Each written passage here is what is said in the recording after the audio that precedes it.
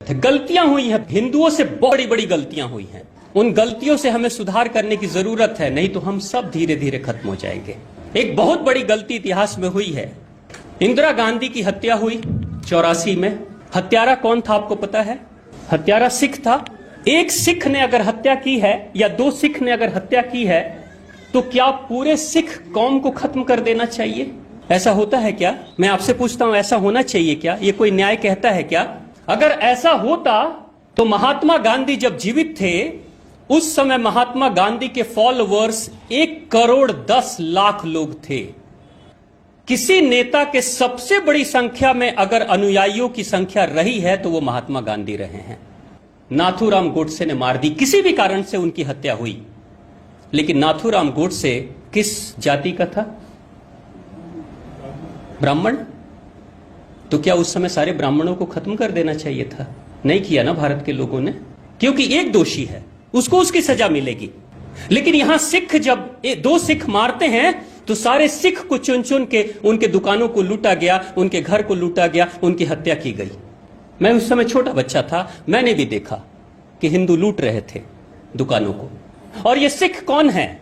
ये सिख वही कौम है जब हिंदू धर्म के ऊपर खतरा मंडरा रहा था, जब हमलावर आते थे पंजाब के प्रांत में, तो हमारे 10 गुरु मिलकर और गुरु नानक देव से होते होते गुरु गोविंद सिंह, वीर कुंवर सिंह, यानी बिहार का कितना बड़ा योगदान रहा कि सबसे जुझारू जो सिख गुरु रहे वो भी बिहार के रहे और आपके पटना के रहे।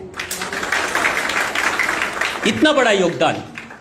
वो सिख गुरु किसकी रक्षा के लिए कर रहे थे? सब कुछ हमारे पूर्वजों की रक्षा के लिए अपना बलिदान दे रहे थे।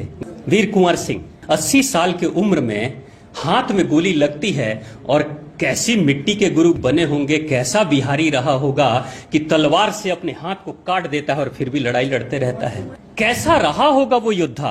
वैसे गुरु, जिस बिहारी गुरु ने सिखों को इतना शक्तिशाली बनाया, 1970, 75, 80 तक हर परिवार से, हिंदू परिवार से एक नौजवान लड़का सिख बनता था। अगर 4 बेटे होंगे तो एक सिख बन जाएगा गुरुजी। अगर 4 बेटे होंगे हिंदुओं में से तो एक को सिख बनाया जाएगा, एक को फौज में भेजा जाएगा और दूसरा समाज की सेवा करेगा और चौथा परिवार के लिए धन कमाएगा। कैसी सोच थी भारत की। लेकिन ये 70-80 तक सिख बनाया जाता था। 84 में एक सिख ने हत्या कर दी और उसके बाद से यही हिंदू उठते हैं और अपने ही रक्षकों का कत्लेआम सरेआम करते हैं। ये भी भूल गए कि रक्षक है हमारा, ये हमारी रक्षा करने वाली कौम है। लेकिन हमने मार दिया 1984 में, क्योंकि सिख मुट्ठी भर थे। लेकिन कहते हैं ना, प्रकृति, न्यूटन का एक सिद्धांत है, क्रिया के प्रति प्रतिक्रिया भी होती है। जो कर्म आप करोगे, जो चिट्ठी आप लिखोगे, उसका जवाब आपके पास लौट कर आएगा। चिट्ठियों में गाली लिखोगे तो क्या बदले में चिट्ठी के जवाब के रूप में क्या तारीफ लिखे हुए आएंगे? गालियां ही आएंगी। क्या लिख रहे हो, क्या भेज रहे हो, वही मिलेगा आपको। हिंदुओं ने किया 84 में, और ठीक 6 साल के बाद पंजाब से कश्मीर की दूरी सिर्फ 300-350 किलोमीटर है। अगर ऑन रोड भी जर्नी किया जाए तो 6 से 7 घंटे, 8 घंटे में पहुंचा जा सकता है।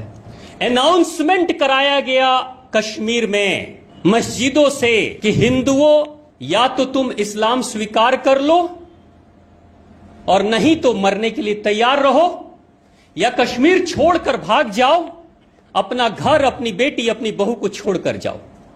यह अनाउंसमेंट हुआ 1-2 दिन नहीं, कई दिनों तक। बगल में ही सिख कौम है जो हिंदुओं की रक्षा करती है, वो नहीं आए और 70,000 हिंदू ब्राह्मण मारे गए। कत्लेआम हो गया, बलात्कार हो गया, सब कुछ हो गया, देखते रह गए। जब तुमने अपने ही रक्षकों का भक्षण कर लिया तो क्या उम्मीद करते हो कि जिस समय तुम खतरे में आओगे उस समय तुम्हारी रक्षा करने कोई आ जाएगा? वफादार जो कोई प्रहरी था आपके धर्म का, उसी को मार डाला आपने। और सोच के विचार करके देखिएगा, जिसके लिए सिखों को मारा, मैं कहूंगा नहीं, लेकिन आपको भी पता होगा कि क्या वो हिंदू हैं? आप खुद, आप सब समझदार हैं, जानते हैं। ऐसी गलतियां हुई हैं हमसे, इन गलतियों को सुधारने की जरूरत